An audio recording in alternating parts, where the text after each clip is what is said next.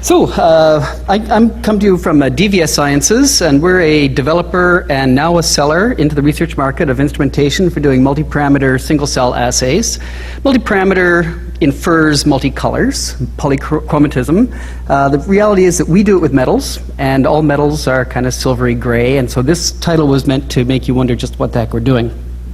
I'd like to start off with acknowledging the superb support we get. So this is a development that has come out of the University of Toronto into the company. In fact, it's incubating within the University of Toronto at the moment. And we have an enormous amount of support. We've raised around $13 million in non-dilutive funding to this point. And it comes from Genome Canada through Ontario Genomics Institute, the Ontario government, some US NIH and corporate support, but principally today I want us to focus on the Ontario Institute for Cancer Research, their intellectual property development commercialization program. So yes, Tom, we do have some intellectual property, and yes, I do think it's important. One reason that I wouldn't have the IPDC support if I didn't have IP, but it's also what protects me against my competitors.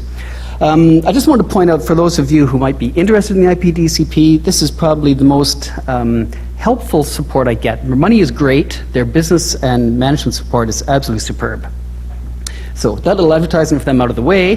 This is my take on diagnostics for the clinic and for application.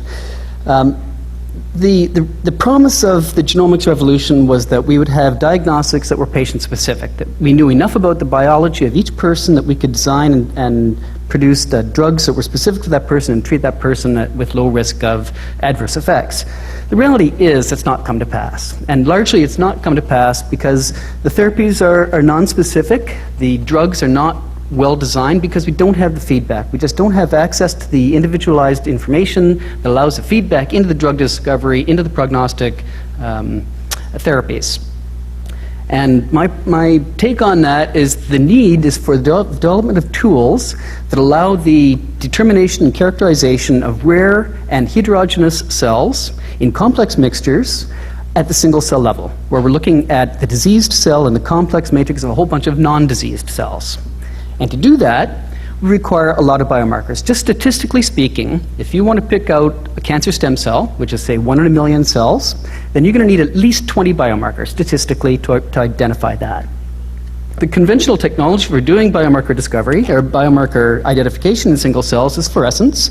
And the challenge with fluorescence, of course, is that they have broad emission spectra. You can't do many biomarkers simultaneously with fluorescent assays. Polychromatism works up to about 4. People have been able to push it beyond 10, but the more you get, the more compensation you have to get. Compensation in the biological world is, in my world, mathematical correction, which means errors. The more corrections you have to make, the more incorrect your assay is going to be. So the more parameters you have, the more corrections you have, and the less certain you are in the result.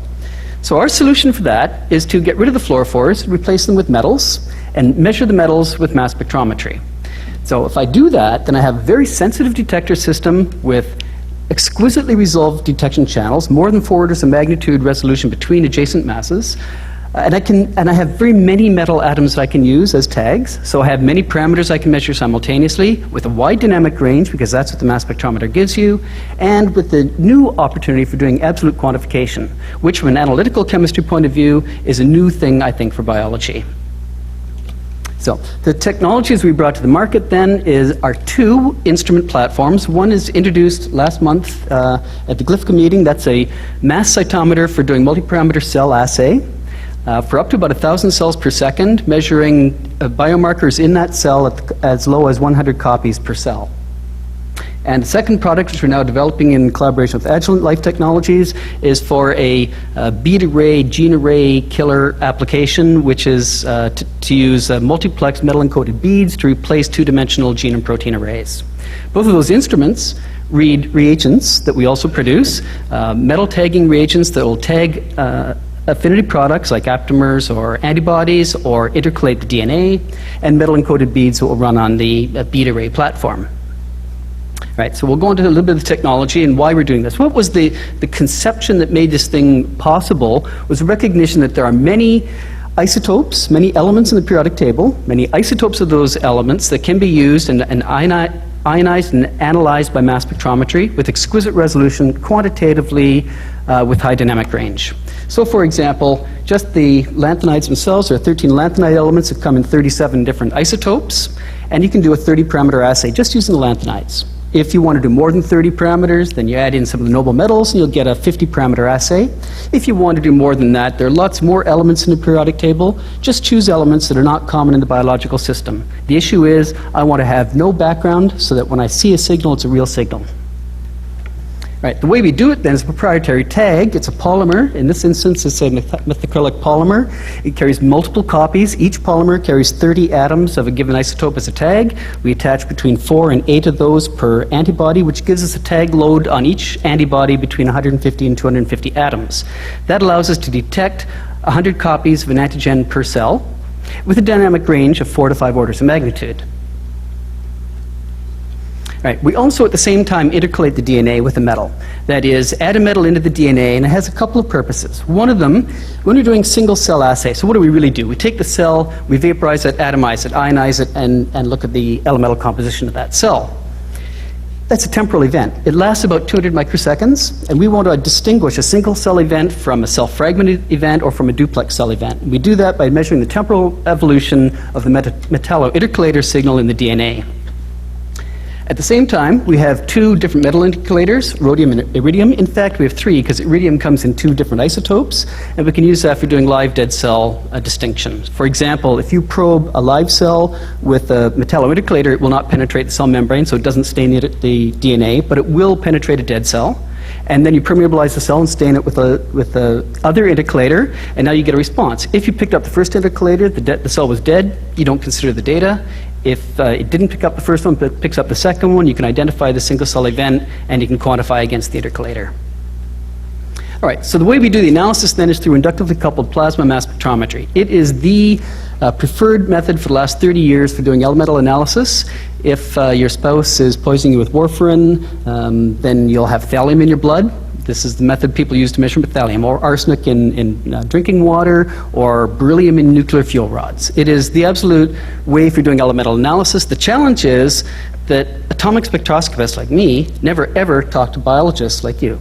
And so these 2 technologies just never came to pass. And this is the way we make those link. So the inductively coupled plasma is a really, really, really hot plasma. It's the 4th state of matter. It's about the same as the surface of the sun, 7,500 degrees Kelvin.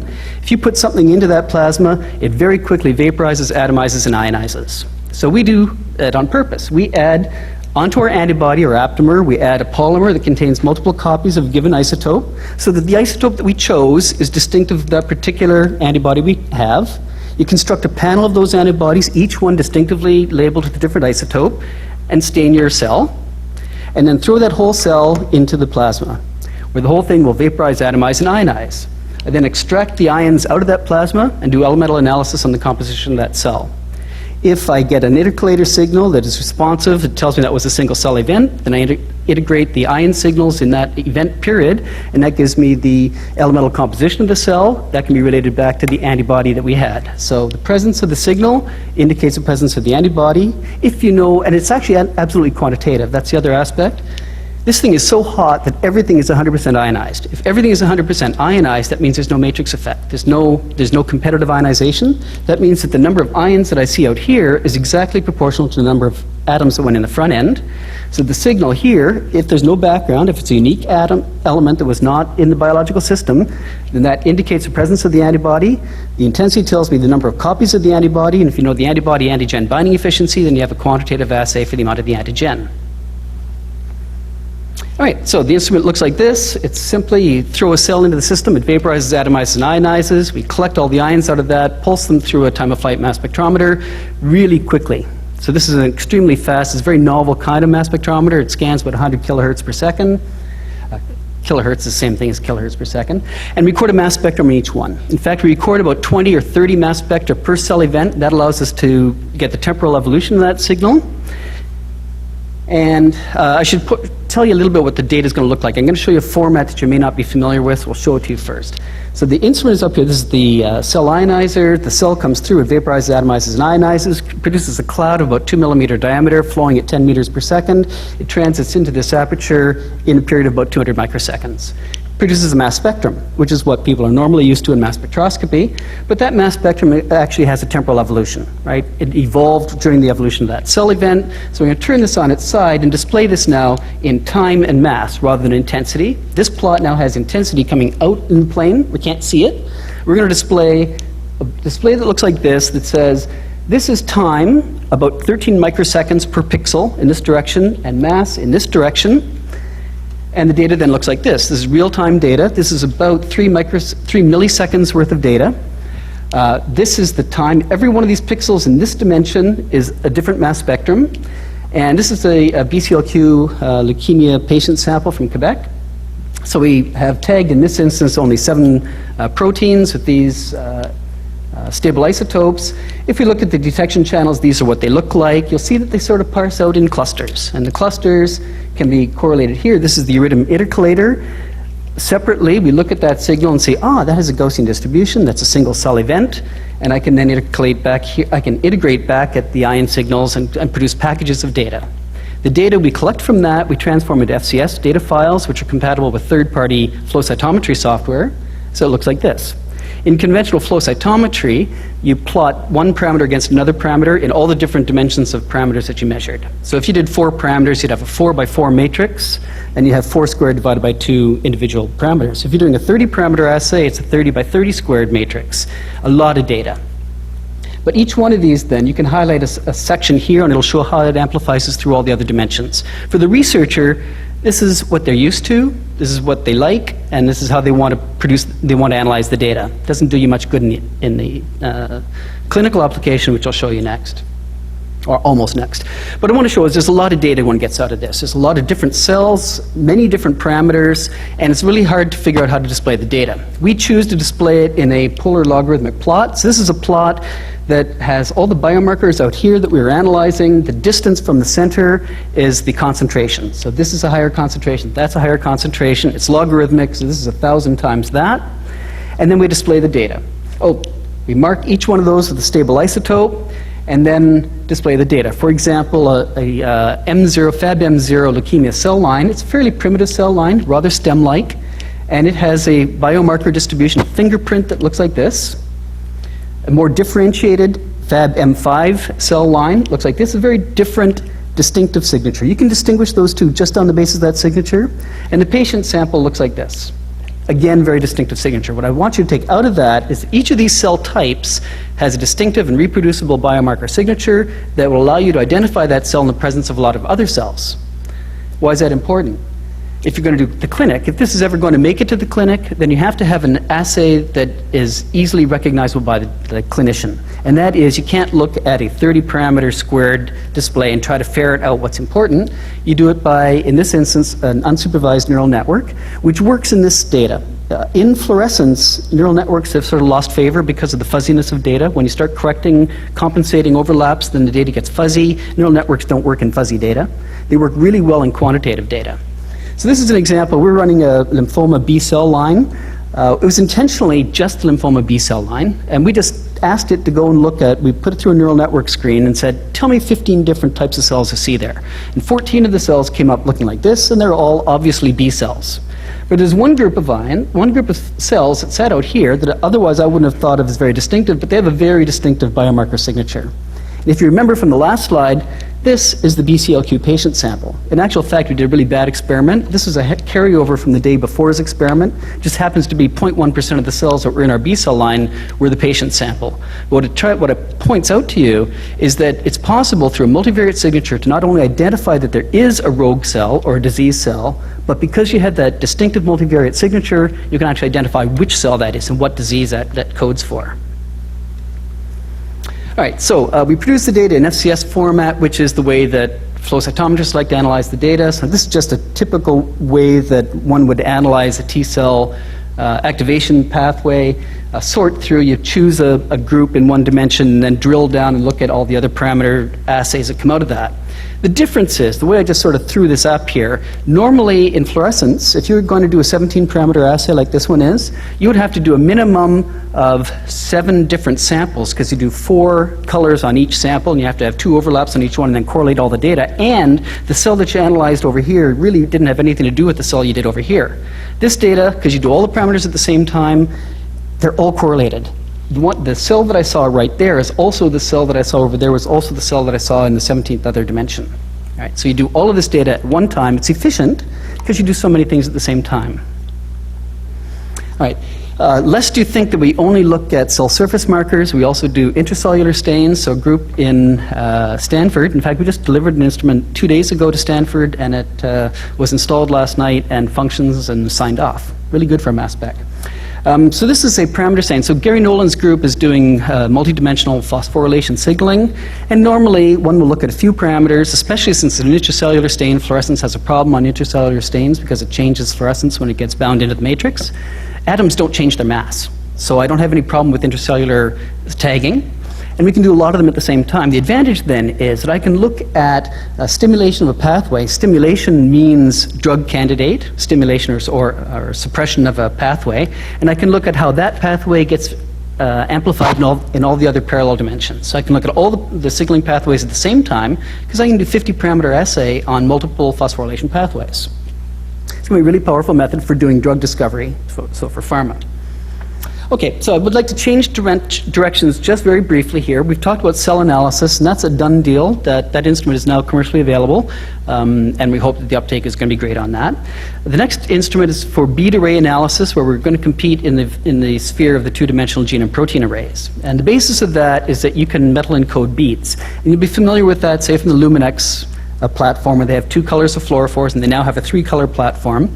If you have 2 colors of beads, and they are available in 8 different concentration levels, then you get 63 distinguishable beads. Right? If you have 5 colors at 8 distinguishable beads, then you have 32,000 distinguishable beads. Our preference, in fact, is to use 10 elements as codes at 4 different concentration levels. It gives me 1 million distinguishable beads. Why would you want to do that? You want to do that because there are applications of doing many dimensions of multiplex assay at the same time. For example, SNPs analysis, do 30,000 SNPs. Or if you really want to, you could do a 1,000,000-point 2D gene array. The approach then you take is, so you metal encode the beads, you put a probe on that bead. The probe is identified by the color of the bead, or the metal composition of that bead. And then you hybridize that. If you're doing an RNA assay, you'll hybridize the code against that. You'll probe it with a poly-DT metal-labeled probe. And then the concomitance of the signal of the reporter tag with the metal encoding of the bead tells you which probe you're looking at, what was the antigen you're looking at, and the quantity of that antigen. Right? So basically that gives you replacement technology. It's quantitative, it's fast, it's cheap, as many dimensions as you need to do.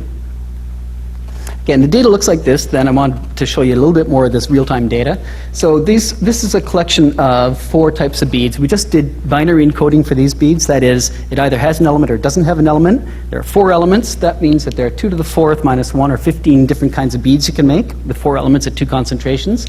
And the data looks like this. You parse out the channels. This is the groupings of the signals, and you can see that we can encode each of these. This guy has terbium, holmium, thulium, but not lanthanum, and so he sits in one category, where this guy has lanthanum, terbium, holmium, and thulium. And that's how you code out the beads. Each one of those is an assay on the order of a couple hundred microseconds.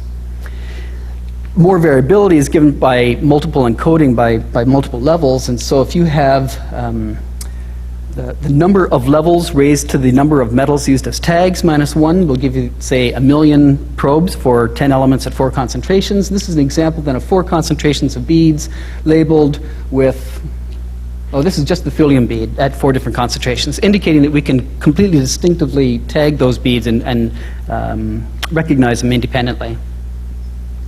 Okay, so where do we sit then in the world of assays? And our target market now is in the research market. We're going into academia, government research labs, looking at the genesis of disease, looking at characteristic biomarkers of disease states.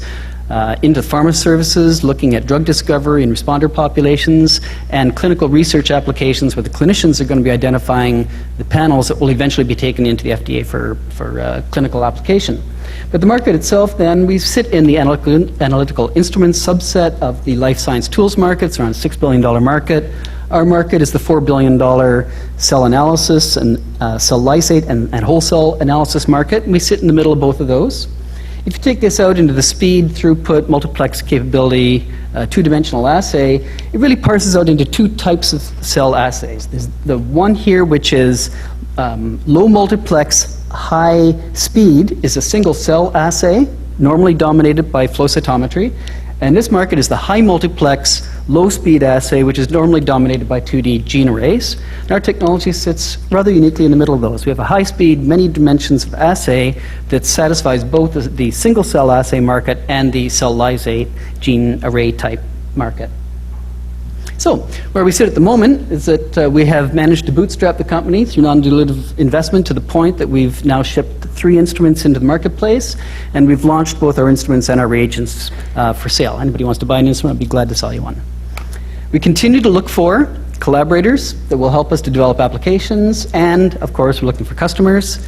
And at this point, to boldly take us to where we'd like to go, we're still looking for investors and market distribution partners. And I'd like to thank you for your attention.